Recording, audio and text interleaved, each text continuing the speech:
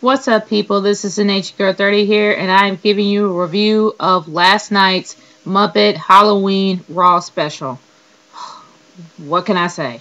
I could spend pretty much this entire review ranting about how much I was disappointed about the Muppets being there in my hometown, but I'm going to start off with The Rock.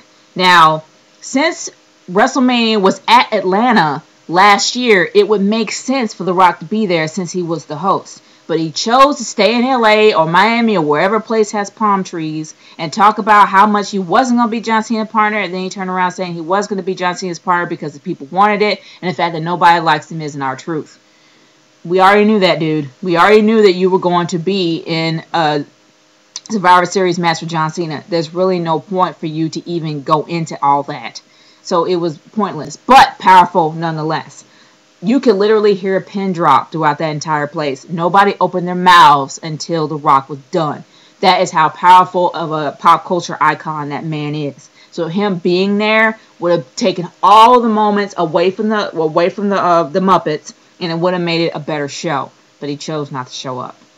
But moving on from there, the matches themselves, there were a lot of big man versus small man matches, in my opinion. And one big man versus small man match that I believe that should not have even been involved or even been on the card was Mark Henry versus CM Punk. And the reason why I say this is because it was just thrown in. The stipulation was just thrown in. Now, it was Michael Cole pretty much let us know that, John Laurinaitis made this stipulation. I think that night, made the stipulation that night saying that the only way that CM Punk can actually get a title shot is if he beats Mark Henry. So there are two things that I don't really understand about this match. One thing was John Laurinaitis came out and actually stated the stipulation that he has to beat Mark Henry in order to get a title match when we were just told this. Now, I know that for those that are actually there, probably did not know. 9 times out of 10, for those wrestling fans that are actually there at Raw, they knew. They already knew that it was going to happen. They pretty much knew everything ahead of time. So, but for those that really didn't, okay, yeah, it kind of makes sense for them to come out and reiterate it. But for those that already knew, like the people at home, this is something that should have been stated last week instead of being stated now, because it just creates all kinds of confusion and nonsense. The second thing that really did confuse me was Alberto Del Rio dragging his henchman in there and actually causing him to make CM Punk lose, when CM Punk was going to lose anyway.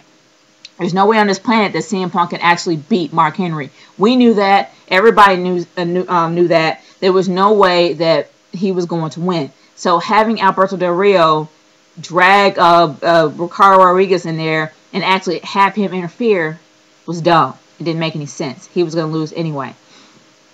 But moving on from there, the interactions between Vicky Guerrero, Dolph Ziggler, and Jack Swagger sucked me right out of their matches.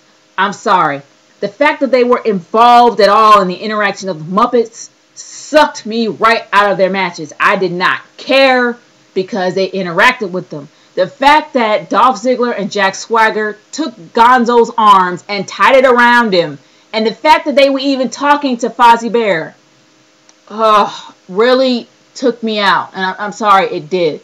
And Santino Marella had every opportunity to turn his whole thing around. Even though The Rock didn't, he could have stepped up and took it around. I knew that he wanted to say something about a Miss Piggy joke. I just felt it. I was like, say a Miss Piggy joke, say a Miss Piggy joke. He didn't say it.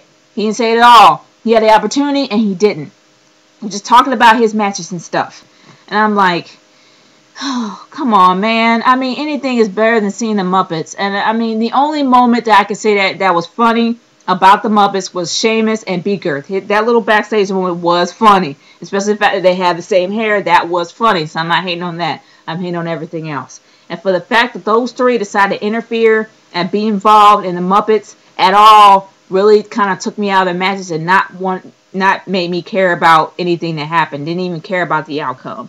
But another positive moment match-wise that I could say of the night was the tag team match that I saw with Air Boom and versus Wade Barrett and Cody Rhodes.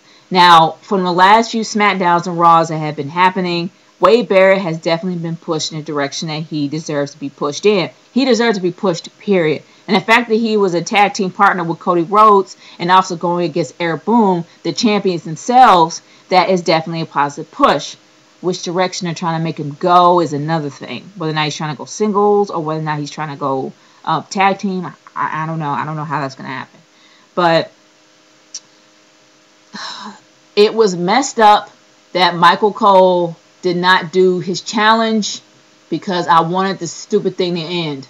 I was tired of it. It was bad enough that he plagued my hometown when WrestleMania was there. After waiting 8 years, he plagued it with that monstrosity of a match with Jerry the King Lawler versus Michael Cole. That now he's not going to end this crap, and I'm going to have to see more of him talking about JR and trying to act like he's a wrestler when he's not. He needs to shut his hole, he needs to sit down and do his job. Because I'm tired of this ridiculousness of him trying to promote himself as bigger than life when he's not. I'm tired of it. And the fact that he plagued my hometown with that ridiculous match and he had the gall to talk and stand up on there was ridiculous. Ugh. I wanted it to end. It didn't end because JR wasn't there. He didn't even show up. And then the fact that Michael Cole didn't even do anything was even worse. But the match of the night, before I saw this match, I was highly insulted. Because this was one of the quickest matches, the quickest championship matches, in my opinion, in WrestleMania history. Because the match only lasted 2 minutes. And the outcome was caused by The Rock. Now, you know what I'm talking about. I'm talking about the WWE title when The Miz had it at the time. When The Miz was champion and it was versus John Cena. One of the rivalries that I actually think was pretty good. But the fact is that match only lasted 2 minutes. So when I actually saw it on the card as the main event, I was insulted. I was downright insulted. But when I saw the match itself, I was satisfied. I actually was okay with it. Because it was intense, as well as it was a lot longer than 2 minutes. And it was definitely a lot better than the WrestleMania match itself. So I wasn't entirely insulted. It was okay. But I'm sorry, it did not top anything for the night for me. All in all, I cannot give this a rating. I can't. I just... As much as I like, Jack Swagger... not Jack Swagger. As much as I like Dolph Ziggler versus Zack Ryder, as great as I saw Zack Ryder winning, that didn't even help it for me. I can't give this a rating for a night because the Muppets really did suck it dry. Raw is a testosterone, masculine-driven field sweat fest. Why in the world would you put a bunch of fluffy Muppets in there? It just doesn't fit. I'm sorry. That's like putting a bunch of pink frillies in a man cave. I'm sorry, it don't work. It just doesn't work that way. So there's no way I can give it a rating. I'm sorry, I can't. I can't. Not this time. But anyway, Nature Girl 30, signing off. Peace out. See you later.